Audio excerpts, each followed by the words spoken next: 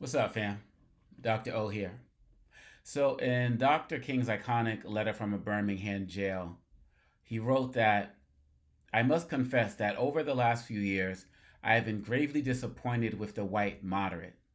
I have almost reached a regrettable conclusion that the Negro's great stumbling block in the stride toward freedom is not the white citizens' counselor or the Ku Klux Klanner, but the white moderate who is more devoted to order than to justice, who prefers a negative peace, which is the absence of tension, to a positive peace, which is the presence of justice, who constantly says, I agree with you in the goal you seek, but I can't agree with your methods of direct action, who paternalistically feels that he can set the timetable for another man's freedom, who lives by the myth of time and who constantly advises the Negro to wait until a quote unquote more convenient season, unquote.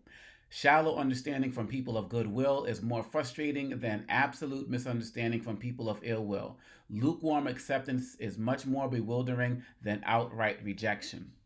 This is actually what I've been thinking of all week as it relates to Vice President Kamala Harris and Joe Biden, and people saying that he should drop out, but they did not name a potential successor. And as we get the news today that not only is President Joe Biden dropping out of the election, which I think was wrong for him to do, but this is where we are, he also basically within the same breath fully endorsed Vice President Kamala Harris. This is what has to happen. And for all of those folks who are out there talking about we need to have an open convention, an open process, and so on and so forth, I'm not getting into all of the legal things about it's the Biden Harris ticket and the money that was, raised for her, for them, she should be able to get and all of that. I'm talking about these white liberals and these white politicians who, as Representative Alexandria Ocasio Cortez said in her Instagram feed, are more interested in their donors than their voters.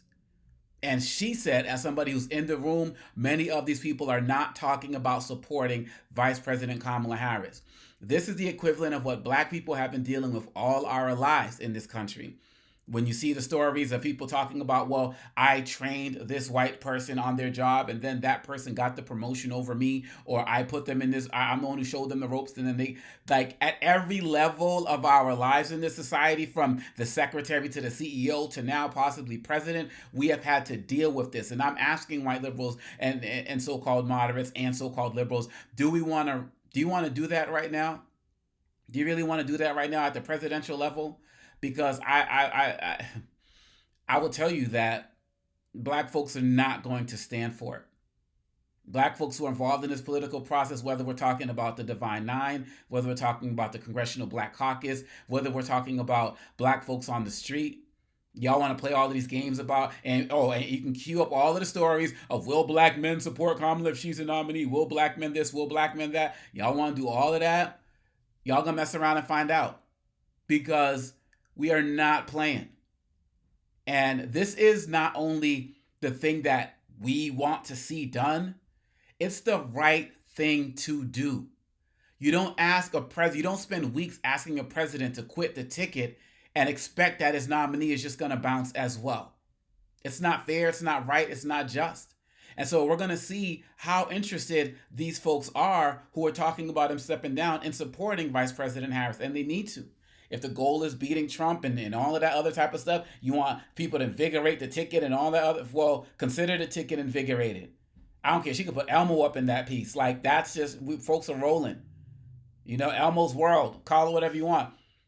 But this is the chance, because so many times we've said in our community, black Democrats take black people's votes for granted and so on and so forth. President Biden had a very powerful black agenda, and he delivered on so much of it. And has plans to continue to do so. And y'all push him out. Some of y'all, as many of us have been saying, the biggest issue with President Biden's age is his black vice president. And that's how we're seeing it. So look, convention's coming up.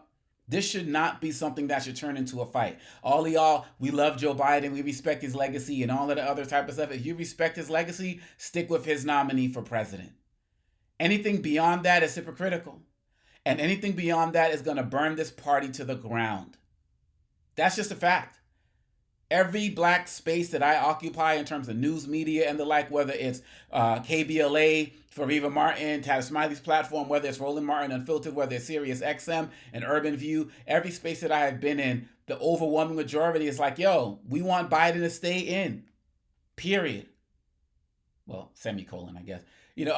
But if he's out, it's got to be Kamala and nobody else. So that's where you're at, Democrats.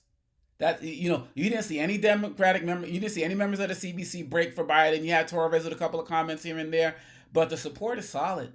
And Representative Beatty, former head of the CBC, said on Roland Martin that she has also, just like Roland Martin said, had never seen anything this orchestrated as it relates to possibly pushing her out. This would be a chance to show that Dr. King was wrong. This would be a chance for y'all who call yourself white liberals to show that you can really believe that the party could be turned over to a black woman, to a black person in general, but to a black woman. And look, and we understand that Vice President Harris is multiracial, but nobody has been talking about the fact of, voting somebody up for president of Asian descent. The conversations have been about a black vice president. So that's the conversation that I'm keeping in. I, of course, acknowledge her heritage and how and who she is and her completeness of who she is. So don't get it twisted as it relates to that. But we know where this conversation is, and we know where this conversation lies. And I don't know who she... So it's disappointing the way folks pushed Biden out. It was wrong. He was ready. There's a difference between campaigning and being a president. There was a whole ageist narrative that went into this that was not cool.